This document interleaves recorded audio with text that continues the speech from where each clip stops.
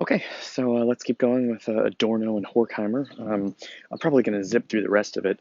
I feel like you basically have the point, and Adorno's stuff is, I don't know, his examples are old-fashioned and they don't really connect so good. One other thing I want to tell you about, though, in terms of culture producing the same, um, is algorithms.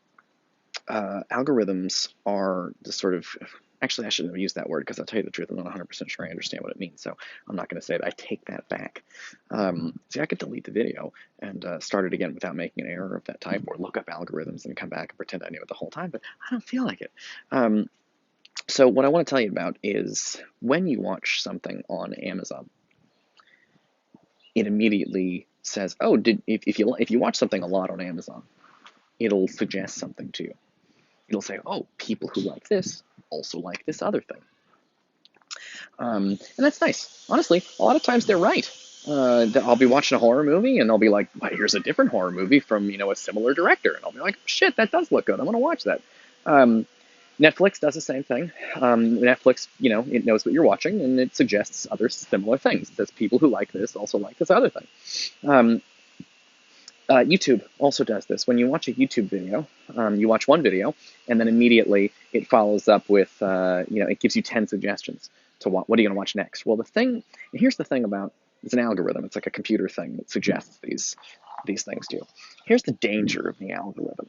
First of all, it seems at first really nice, like because a lot of times they're correct. Like I did like this horror movie, and so people that like this horror movie also like this other horror movie. People that like this superhero movie also like this other superhero movie. So they're often correct, and so it seems fun because it's like, oh, cool, this computer program is like picking out what I should watch next, and in fact, I do like this other thing. Great.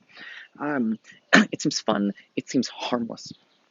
But it is actually, in a way, quite dangerous. Um, and what makes it dangerous is that what these programs are doing is they're essentially offering you more of the same. Whatever you like, they go, oh, here's more of it. You like something else, they go, oh, here's more of it. Which again is nice, right? I mean, I do like these things. The problem is that if your media consumption on YouTube, on Netflix, on Amazon Prime is like this, if this is how it goes, what's going to happen is you are going to be unable to find anything new uh, because, well, so for example, like I can, like how there's no situation in which the computer system is never going to be like, oh, you really liked this Marvel movie. How about a Shakespeare play? It's never going to suggest that.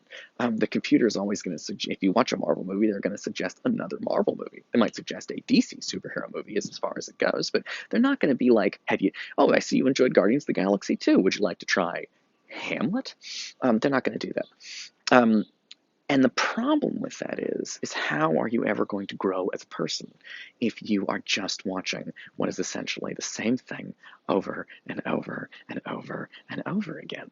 Um, One of the things that makes about college is that the teachers here will force you to, well, sort of force you, not really force you, but they will, incentivize you sitting through things that you wouldn't pick on your own. And if you did pick it on your own, you might turn off halfway through. So if you were at home and you could start, you probably wouldn't choose to watch Hamlet. If actually, a better example is film class. In my film class next semester, please take my film class. I'm really worried about it. In my film class next semester, I watch movies with students, and there's two things that happen in film class that makes it magical, and is why I'm going to cry my eyes out like a little girl with a skinned knee if I have to teach it online. Um, there's two things that happen in film class that I think are really magical. One of the things that happens is students immediately they've never heard of or seen any of the movies I'm playing. Most of them have never seen a movie made before like 1990. And all the movies I play, just about all of them, are from before 1990. We're watching movies from the 30s, the 1940s, the 50s, the 60s. And so they've never seen these movies before. They're also bizarre movies. Some of them are really strange.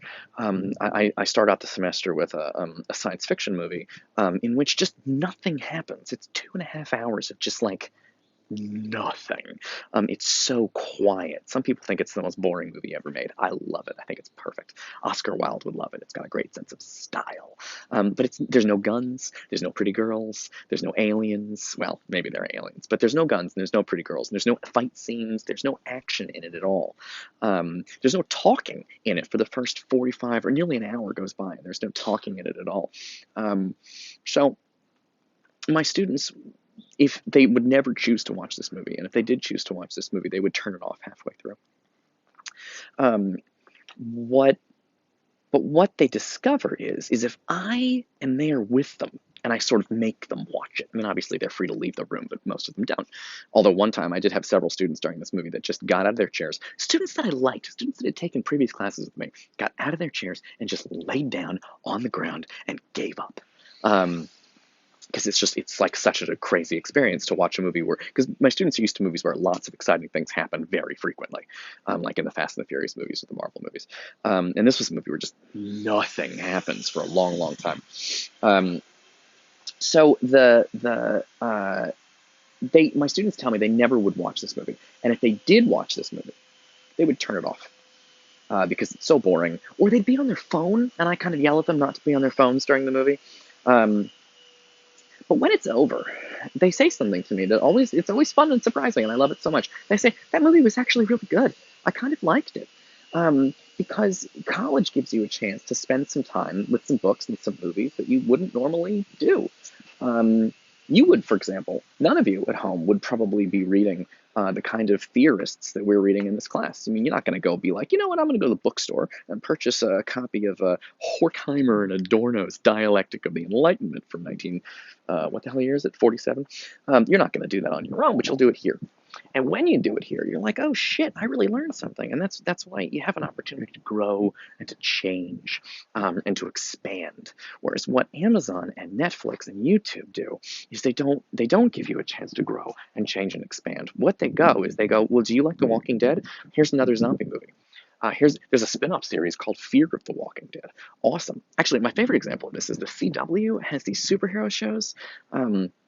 It started with Green Arrow, and then it was The Flash, Legends of Tomorrow, Batwoman, Supergirl. I feel like there are other ones. Black Lightning, maybe. Lucifer, maybe even connected. I can't remember. No, that's a different company. The point is that there's like 5 superhero shows. And they like cross over with each other once a year. And here's the thing. They're fun. Like, I like them. I watched the first 2 seasons of each of those shows for on. They were pretty fun. And then I realized something that was making me completely insane, was that in order to watch Green Arrow and The Flash and Supergirl and Legends of Tomorrow, and then they added in Batwoman or whatever, and then Black Lightning and other shows, they were producing like 150 hours of television a year. It's a lot of superhero TV shows. In order to watch these shows, in order to sort of follow them and not miss what was going on, I needed to watch 150 hours every year. Like, I could read the Bible twice in 150 hours. I could read Harry Potter 1.5 times in 150 hours. I could read all of Game of Thrones in 150 hours. I could do something else. But what they do is it's not enough to just watch like a 2-hour movie, right? The Marvel Cinematic Universe wants you to watch like 30 2-hour movies. And then at some point, they're just feeding you the same thing over and over and over again, and your life is disappearing while it's like eating the same food every day. Like, don't you want to try something new?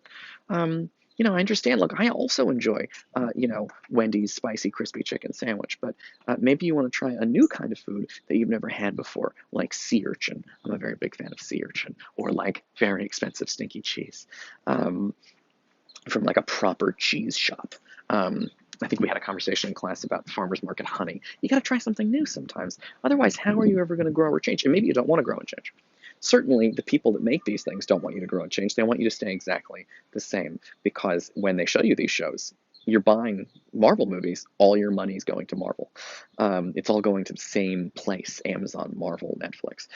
Whereas film class is going to introduce you to movies that those guys don't own.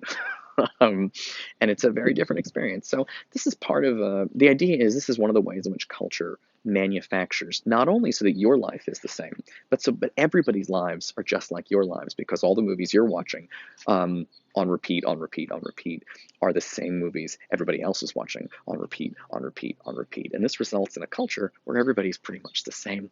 And that's very good for selling products and making money for rich people, but it's not great for your, I hate to say this, your soul. Okay, next video.